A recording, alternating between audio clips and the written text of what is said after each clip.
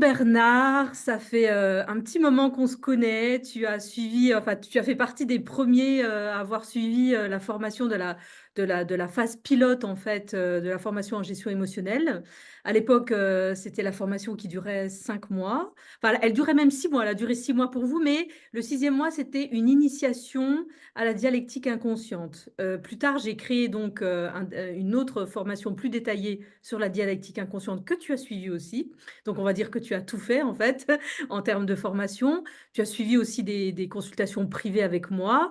Donc, il s'est passé quasiment plus de 2 ans et demi, là, on est d'accord? C'est plus. Voilà, il s'est passé beaucoup de temps. On s'est rencontrés aussi en direct, puisqu'on avait organisé avec les membres de l'ANIMA une rencontre en Provence, où on a passé 3, 4 jours ensemble et on a pu se voir les uns les autres, ceux qui étaient dans les équipes des uns et des autres. Et puis se rencontrer aussi avec moi en direct, parce que même si on se voit en vidéo, on s'était pas vu en vrai. Donc, on se connaît bien, je pense, maintenant. Ce qui m'intéresse dans ton témoignage à toi, Bernard, ce serait plutôt que de revenir sur cet aspect, parce que dans le podcast de l'Anima, tu as fait un témoignage où tu étais encore un petit peu dans la formation et il y avait certaines évolutions, mais elles n'étaient pas encore toutes abouties comme aujourd'hui, mais elles étaient déjà en cours. Eh bien, aujourd'hui, je préfère avoir le Bernard d'aujourd'hui, c'est-à-dire après tout ce temps, après quel changement il y a eu quand tu es arrivé, d'ailleurs à la dernière minute pour t'inscrire à la formation en gestion émotionnelle. Bah, le Bernard qui est arrivé à ce moment-là et le Bernard d'aujourd'hui, quelle évolution y a-t-il eu? En quoi les formations L'Anima ont contribué à cette évolution? Je te laisse nous raconter un petit peu tout ça. Tout d'abord, bonjour Linda et merci pour cette opportunité et si on peut revenir au début, on avait un Bernard qui a eu, une intuition de faire, cette 1re formation. Donc, comme je le dis dans le premier podcast, je savais pas dans quoi je mettais les pieds clairement, mais je me suis dit: «Il fallait que j'y aille» et j'y suis allé et me voilà 2 ans et demi plus tard. Et donc, je suis rentré, très introverti. Je pourrais dire ça comme ça parce que je parlais pas, j'avais pas, tous les outils que j'ai maintenant pour comprendre ce qui peut se passer, dans ma tête, en temps et en heure et pouvoir analyser tout ça. Donc, j'ai appris à me connaître. J'ai vraiment appris à me connaître. C'est de pourquoi, on fait cette formation, c'est vraiment, se comprendre soi-même déjà, comprendre un peu, ce qui se passe, ce qui peut se passer dans la tête des autres aussi, savoir le mode de fonctionnement de chacun et c'est ce qui m'a été donné dans cette formation. Donc, les outils sont très riches. Il faut vraiment se pencher dessus et les regarder attentivement, regarder plusieurs fois les vidéos. Après, il y a l'apport du groupe qui est très intéressant parce qu'on peut débattre, chacun, donne son point de vue et on comprend pas tous de la même façon et à la même vitesse. Donc ça, l'apport du groupe est très intéressant pour ça. La compréhension aussi, ça aide. Tout ça pour dire que les contenus sont parfois, bah, pas faciles à infuser sur le court terme. C'est pour ça qu'on dit infuser, c'est plutôt sur du long terme pour comprendre, peut-être, 2 mois plus tard ou 3, 6 mois plus tard ou, à la vitesse de chacun, pour pouvoir, se dire, «Tiens, j'ai compris ça à tel moment» et se dire: «Bah, ouais, j'ai mis 2 mois à le comprendre, mais c'est pas grave» parce que Ah, mais chacun, non seulement c'est pas grave, mais c'est le processus naturel d'un apprentissage. C'est normal qu'il y ait du temps, c'est normal qu'on y revienne, c'est normal que des fois, on va dire, la subtilité de certaines notions mette un petit peu de temps avant d'être évidente. c'est le principe de l'apprentissage, donc c'est tout à fait normal. Alors, je sais pourquoi tu appuies sur ce point-là, parce que c'est, un petit peu la new generation là, qui est un petit peu, veut tout apprendre vite, veut consommer vite, et puis surtout, on a accès à tellement de connaissances, tellement de savoir sur les réseaux. On les gens aujourd'hui, ils mangent, ils arrivent à écouter, quand je dis manger, c'est le mot, mais ils arrivent à écouter 3, 4, 5 podcasts dans la journée. Alors oui, un podcast, tout dépend du niveau du contenu, tout dépend de l'objectif pédagogique du podcast. Si c'est d'échanger, de discuter sur un sujet, oui, on peut en écouter plusieurs dans la journée, c'est pas gênant. Mais lorsqu'on veut faire un apprentissage qui va bouleverser, changer, transformer notre façon d'être et ce qu'on veut projeter dans l'avenir, dans nos projets, l'apprentissage prend du temps. Oui. Et après pour, revenir, sur le contenu de la formation, les vidéos peuvent durer même juste 10 minutes et le contenu est tellement riche qu'on peut mettre, quelque temps, on va dire, à l'infuser en nous et même moi, après 2 ans et demi, je continue de même si je sais certaines choses, des fois je les applique pas ou je l'ai pas compris complètement et donc du coup, il y a pas tout ce chemin qui s'est fait complètement pour que je puisse, réagir de la meilleure des façons. Oui, tu dis ça aussi parce que je permets justement aux «anciens élèves» entre guillemets, des anciennes promotions, parce qu'on en a fait 5 depuis, je leur permets de pouvoir assister aux Zoom de clôture, de chaque mois en fait, dans chaque formation pour qu'ils viennent réviser en fait un petit peu avec les nouveaux qui sont en cours d'apprentissage. Et tu dis ça parce que la semaine dernière tu as assisté, enfin à la clôture des 5 mois justement en gestion émotionnelle et tu avais expliqué à la fin que ça t'avait rafraîchi la mémoire, que ça t'avait remis des choses que tu avais déjà apprises et que tu connaissais, mais que du coup de les entendre de nouveau dans un contexte d'apprentissage, bah, ça apportait encore une dimension d'intégration plus forte. Exactement, c'est comme je l'ai dit, une mise à jour.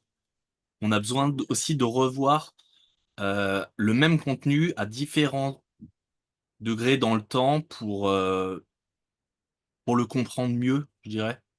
Parce qu'on comprend pas forcément, comme un film qu'on pourrait voir 2, 3, 4 fois sur 10 années et on n'a pas la même perception à chaque fois. Ah bah, tu m'enlèves, j'étais en train de penser à ça pendant que tu disais ça, j'allais le donner comme exemple, tu l'as donné, c'est très bien. J'allais dire, c'est comme de regarder ou de relire un livre qu'on a lu, moi je me Mmh. souviens «L'Alchimiste», je l'avais lu il y a très, très longtemps. Je l'ai relu peut-être il y a 5, 6 ans en arrière, c'est plus du tout la même chose, quoi. Même si Enfin, même un peu plus parce que c'était quand mes fils commençaient à le lire.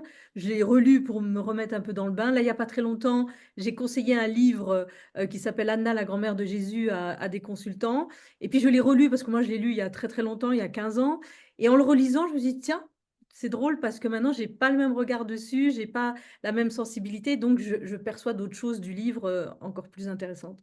Non, c'est juste. D'accord et qu'est-ce qui a changé concrètement dans ta vie?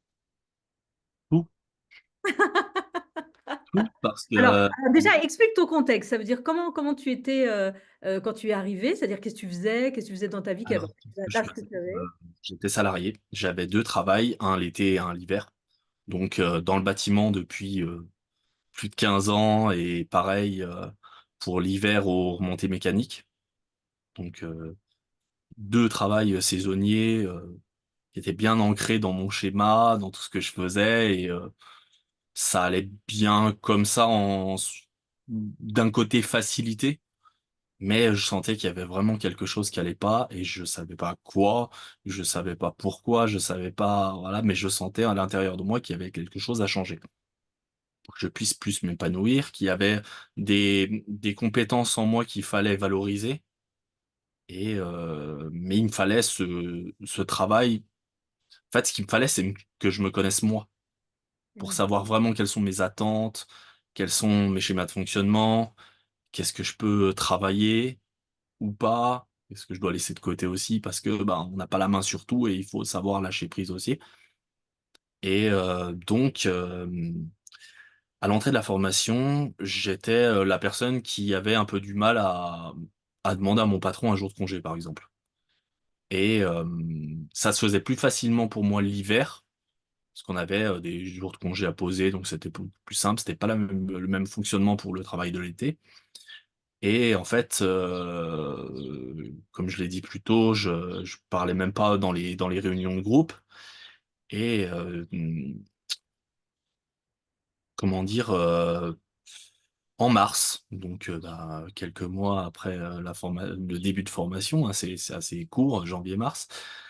J'ai osé, demander, avant de recommencer le travail de l'été, des jours de vacances pour pouvoir aller voir un ami sur Caen et c'était un peu le début de mon affirmation, je dirais.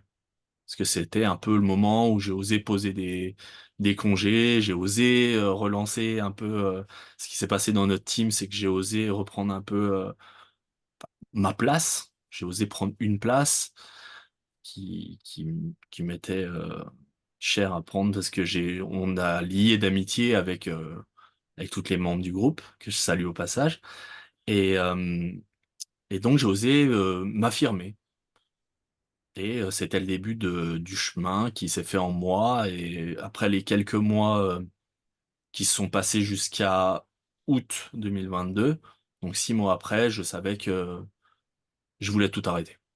J'étais sûr, là, j'en avais marre et je me suis dit: Donc on «C'est» en était où dans la formation là? On était à combien de mois de formation? donc c'était juste après la fin de la formation.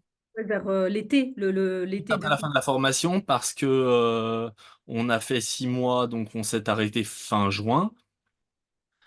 Juillet, ça commençait à bien me travailler. En août, il s'est passé plus ou moins des choses qui en fait, je devais avoir, des congés, vus, avec l'entreprise et j'ai pas pu, ça s'est pas passé comme, je voulais parce qu'en fait, il y a une personne qui devait travailler, qui devait continuer et en fait, elle s'est blessée et du coup, j'ai dû, remplacer et ça c'est ce qui m'a fait un peu, on dit, la goutte d'eau qui fait déborder le vase, pardon et c'était un peu l'élément déclencheur, même si dans ma tête, c'était déjà vraiment là, quoi. donc cette année-là, tu fais ta dernière saison, fin d'année, la Fin dernière. d'année et je me suis dit: «Je, j'honore mon contrat, je prends la tête de personne, j'ai rien à me reprocher, je finis le 30 novembre, j'arrête mon contrat et c'est fini». Et qu'est-ce que tu as fait après? Et entre-temps, en novembre, avant de commencer, la dernière saison d'hiver, que je savais que c'était ma dernière saison d'hiver, je voulais me mettre un petit défi, c'est-à-dire, passer un permis, permis télésiège. Ça faisait un moment que je faisais des remplacements le midi et je me suis dit: «Bah, pour ma dernière saison, je vais postuler» parce que, un de mes anciens collègues, partait à la retraite, donc il fallait le remplacer et j'étais un peu le mieux placé parce que je connaissais quand même pas mal l'appareil. Du fait de passer au moins 1 heure, aussi en tant que conducteur, tous les jours depuis X années. Donc je me suis dit: «Ben, lance-toi ce défi, postule et puis on verra bien».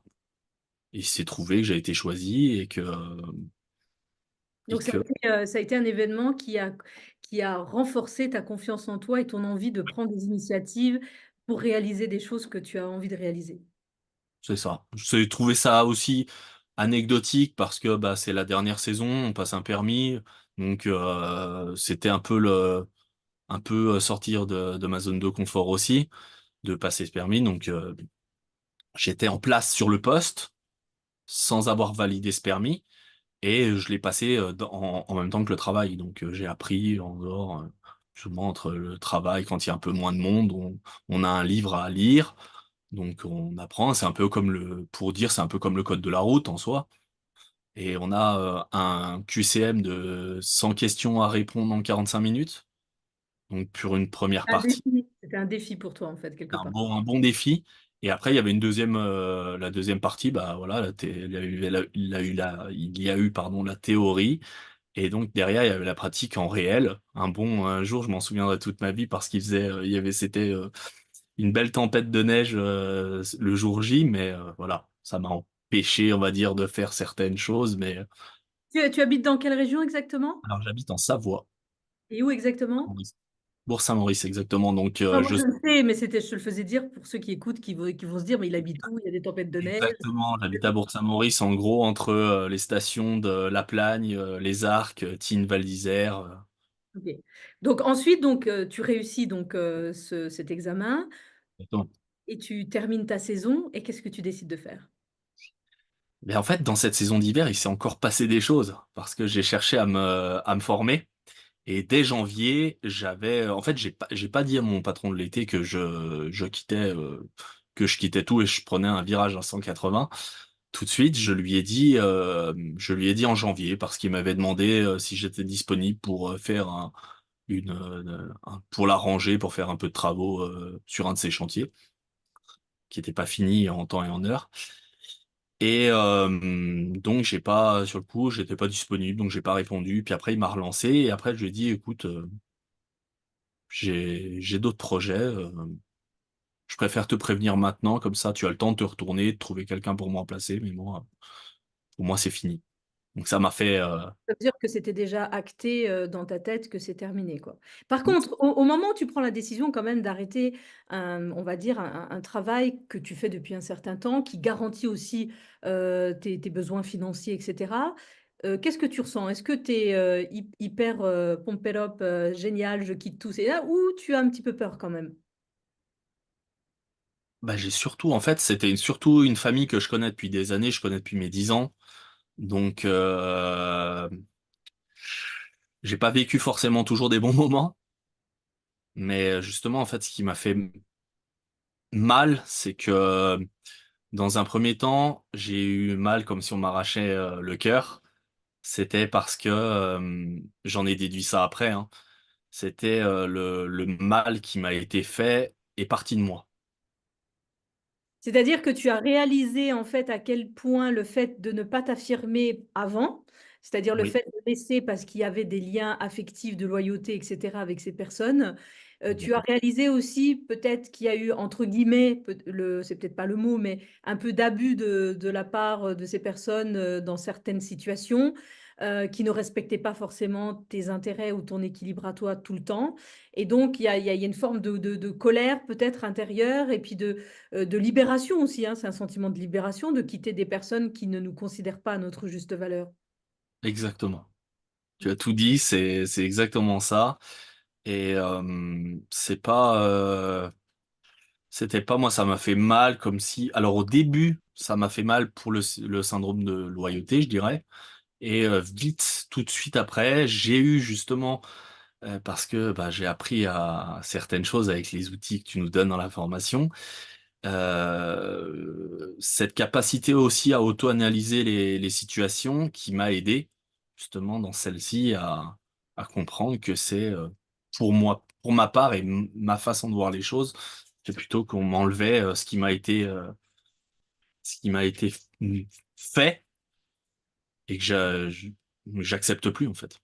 Mais on est d'accord que ce processus d'évolution, d'une part, forcément, donc quand tu le décris comme ça, il y a une phase qui est pas très agréable émotionnellement quand on se rend compte et cetera. Mais en même temps, c'est libérateur parce que la suite est quand même intéressante. Donc, je spoile pas, mais qu'as-tu fait après justement avoir quitté, Après ce moment, j'ai, tout simplement cherché et je me suis dit: «En fait, là, j'arrête dans quelques mois». Donc fin avril, j'arrête la saison d'hiver se termine et j'ai plus de contrat, j'ai plus rien. Là, il faut que je me lance, il faut que je me forme pour faire ce que j'ai envie de faire, en fait.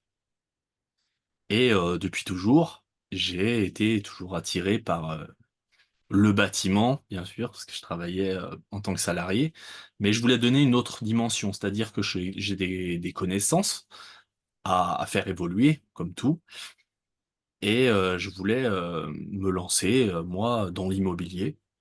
Donc donner, voilà, cette autre dimension en faisant, de la rénovation, voilà, pour valoriser, les biens que je voudrais, acheter et revendre, plus tard. donc ça s'appelle être marchand de biens. Donc Ça s'appelle être marchand de biens. Pour, pour vendre, dans certaines conditions. Alors, il y a beaucoup de subtilités et après, pourquoi pas aussi pour de la vraie promotion, dans tout ce qui est vraiment, neuf. Donc, voilà, naviguer entre toutes ces subtilités parce que c'est super intéressant, parce qu'il y a plein de choses à faire et d'opportunités, partout autour de nous, même si on dit qu'il y en a pas, moi, j'en vois partout donc de c'est juste. Donc, du coup, tu commences à réfléchir à ce qui te manque pour passer le cap, c'est-à-dire passer de salarié dans le bâtiment et salarié dans les activités de saison de ta région à devenir entrepreneur enfin, développer des compétences dans ce sens-là, c'est-à-dire avoir des connaissances juridiques, administratives, etc. Donc, qu'est-ce que tu mets en place à ce moment-là? Alors, j'ai cherché au niveau de la CCI, Chambre de commerce et de l'industrie. Donc, bah, le départ, c'est toi qui me l'a donné parce que tu m'as donné le contact de ton cousin qui a bien voulu te donner de son temps pour parler avec moi. Et je l'en remercie encore aujourd'hui et toi aussi. C'est qu'il m'a dit que de me renseigner, de me diriger vers les chambres des commerces et de l'industrie parce qu'ils ont de très bonnes formations. Donc, pourquoi pas les creuser de ce côté-là. Donc, suite à ça, j'ai pris contact avec la CCI et en fait, on m'a proposé des rendez-vous de suivi avec un conseiller en création d'entreprise. Donc, j'ai commencé à prendre un rendez-vous assez rapide, que j'ai eu assez rapidement. Et en fait, disons qu'il faut avoir déjà des connaissances et il faut être déjà un peu plus avancé, avoir peut-être un travail plus abouti pour que ça avance un peu assez vite suite à ces rendez-vous avec cette personne. Mais donc moi, il me manquait en fait, ces rendez-vous étaient espacés d'un mois, un mois et demi. Donc entre-temps, on me demandait un petit truc ou deux petits trucs, mais que je savais pas trop comment faire, quoi faire et tout. En fait, j'avais l'impression de perdre mon temps dans l'élaboration du projet, en fait. Et je me suis dit, en fait, moi, ce qu'il me faut, c'est une formation, un petit condensé sur 2 mois ou peut-être un peu plus pour apprendre tout ce que j'ai à apprendre côté administratif. Parce que moi, ce que j'avais vraiment besoin d'apprendre et de connaître, c'était le côté administratif, un peu de juridique, un peu de comptabilité, un petit peu tout ce qui est, voilà, tout ça. Et donc, en mars, fin mars, je dirais, cette personne-là, justement, m'a envoyé un mail me disant qu'il y avait une nouvelle formation qui allait se faire sur Chambéry, donc à environ 1 heure de chez moi, sur 2 mois. Donc 280 heures, et qui regroupait exactement ce que j'avais besoin de faire. Donc j'ai dit oui tout de suite. Ça a commencé ça a commencé juste après la saison d'hiver. Je finissais exactement le 2 mai. La formation commençait le 2 mai. J'ai décalé mon entrée dans la formation. C'était pas trop grave parce que bon, c'est le premier jour, donc ça allait. Et donc, du 3 mai à fin juin, j'étais dans cette formation et j'ai appris tout ce qu'il fallait. Tu te retrouves à la fin de cette formation à faire une présentation devant un jury. Toi qui disais que tu étais introverti et que tu n'étais pas quelqu'un qui communiquait facilement, bah là, tu te retrouves devant un jury à présenter ton projet et à faire le mémoire de ta formation. Voilà, on devait faire tout ce qui est études de marché, bilan prévisionnel financier, tout ça. Donc on devait faire un dossier papier, je pourrais dire ça comme ça, d'au moins 40 pages. Alors au début, je me disais, comment je vais faire 40 pages? À la fin, en fait, finalement, j'en ai fait 60. Donc c'était assez facile, c'était assez facile au fur et à mesure, c'est normal, on apprend et donc j'ai réussi à faire ce minimum demandé déjà. Et après, il fallait tout synthétiser en un PowerPoint à présenter devant un jury de 4 personnes, donc un comptable, un chef d'agence de banque, une personne de la CCI et un entrepreneur déjà avancé. Donc ça devait se faire en 15 minutes. Donc 15 minutes de temps de parole, présentation, et après 15 minutes où on échange avec les différentes personnes du jury. Donc voilà, moi qui étais plutôt introverti au départ, je me suis plutôt bien débrouillé, je trouve. Et, euh, et c'est sorti que j'étais quand même le plus à l'aise mi- tout autour, avant, après, voilà, j'avais confiance en mon projet et on m'a donné C'est des bons retours. Ces mois que tu as passés en travaillant et en comprenant comment fonctionnent les émotions, comment fonctionnent les tiennes, celles des autres, dans la formation L'Anima, a fait que, petit à petit, tu as pu ouvrir de nouveaux espaces dans lesquels peut-être tu aurais pas osé avant ou tu te serais pas, imaginé avant. Là, tu t'es complètement vu, tu t'es complètement à l'aise finalement. En suivant les process des formations, ben, tu as complètement réussi d'ailleurs, tu t'en es très, très bien sorti et tu t'es retrouvé, il y a pas si longtemps que ça, déjà à faire des propositions chiffrées avec des clients. On va pas rentrer dans le détail, on va dire la confidentialité de tes dossiers, mais ça parle de milliers d'euros, c'est quand même des investissements gros. Ça veut dire non seulement tu ne fais pas que discuter avec eux, mais tu entres en négociation avec eux. Et on sait qu'en psychologie, la négociation utilise les émotions. En tout cas, il faut utiliser la partie émotionnelle des autres et la nôtre pour pouvoir convaincre, pour pouvoir aussi réussir, hein, de faire changer d'avis si les prix, etc., ne sont pas exactement comme on le souhaite. Comment tu t'en sors maintenant en faisant tout ça? Parce que on part d'un Bernard qui disait pas un mot et un Bernard qui négocie des milliers d'euros. Comment on passe de ça à ça? Avec beaucoup de travail. Avec beaucoup de travail parce que, je pense qu'il faut aujourd'hui oser. Il faut oser faire ce qu'on a envie de faire et comme on le voit tout à fait en ce moment, c'est pas du tout ce qu'il faut faire au niveau des réseaux sociaux. Ça demande énormément de temps. Beaucoup de temps à infuser les choses et à faire vraiment, à oser faire ce qu'on a vraiment envie.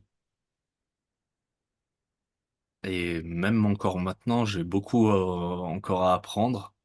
Mais Heureusement qu'on a toujours à apprendre.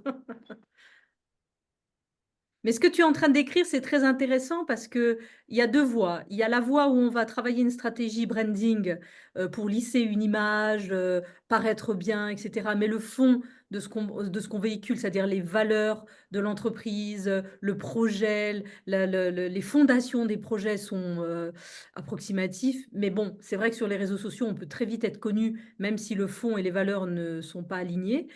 Toi, tu travailles beaucoup plus sur la partie bah, moi, je veux consolider quelque chose de durable dans le temps, qui change ma vie, qui est porteur et pourquoi pas de réussir à faire des projets qui ont du sens pour toi. Donc, c'est deux axes différents. Moi, personnellement, je viens d'une génération où ça n'existait pas le branding. La réputation se faisait sur la qualité, sur le retour des gens, sur les résultats. C'était ça qui faisait la qualité et la notoriété d'une personne. C'était en aucun cas la photo, le branding, etc. Mais ça a changé. Donc, je ne dis pas qu'il faut complètement jeter les deux.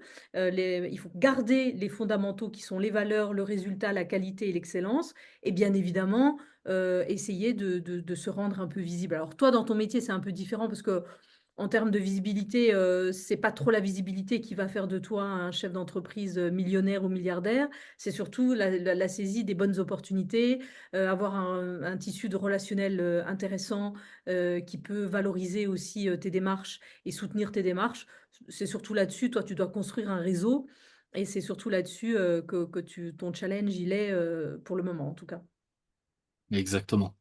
Le Donc, réseau est très important, oui. oui, tout à fait. Et donc là, si tu devais euh, conseiller, enfin, ou en tout cas inciter une personne qui t'écoute parce qu'il y a beaucoup de gens qui disent, non mais attends, pour faire de l'argent, j'ai pas besoin de gérer mes émotions, il faut juste que je trouve les bonnes opportunités pour gagner de l'argent et que je fasse ce qu'il faut pour gagner de l'argent. En quoi, toi, tu pourrais argumenter sur le fait que euh, prendre des décisions pour un chef d'entreprise, c'est ce qu'il y a de plus important, c'est le plus compliqué, et que cette mécanique de la prise de décision nécessite une bonne connaissance de soi. Donc, qu'est-ce que tu dirais? Je dirais que tout peut basculer sur un détail. C'est-à-dire, quand on gère pas ses émotions, on peut se braquer et avoir une mauvaise réponse, une mauvaise parole. Alors que si on comprend et qu'on travaille depuis un petit moment dessus, eh ben, on arrive à auto-analyser tout de suite la situation, laisser quelques secondes de débattement. On n'est pas obligé de parler, répondre tout de suite. On peut avoir, quelques secondes dans une discussion.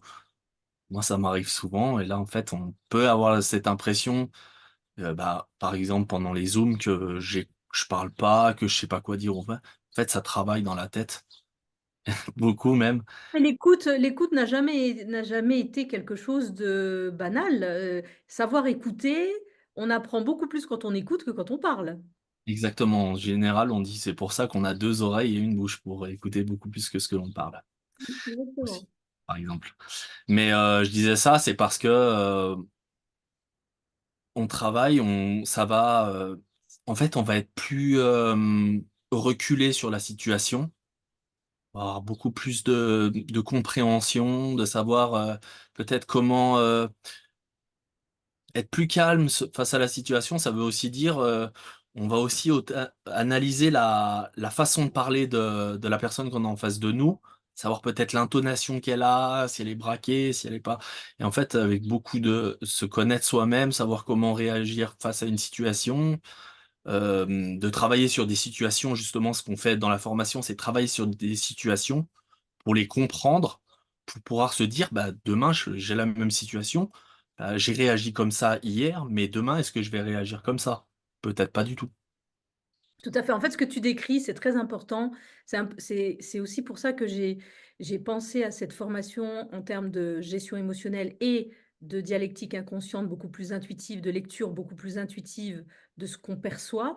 Parce que, bien évidemment, que nous avons tous une réalité intérieure et puis il y a une réalité extérieure, avec le conflit de ce que je veux et ce qui se passe, etc. Donc, il y a toute une régulation des émotions qui est importante pour faire ce que tu décris, c'est-à-dire être observateur plutôt que d'agir un peu trop spontanément ou d'interpréter trop vite, ou de mal comprendre un petit peu les intentions de l'autre, ou tout simplement, en ne comprenant pas l'autre, de ne pas réussir à le faire changer d'avis, à l'influencer d'une façon positive, hein, parce que quand on négocie, on essaie d'influencer, ce qui est normal, c'est pas forcément négatif.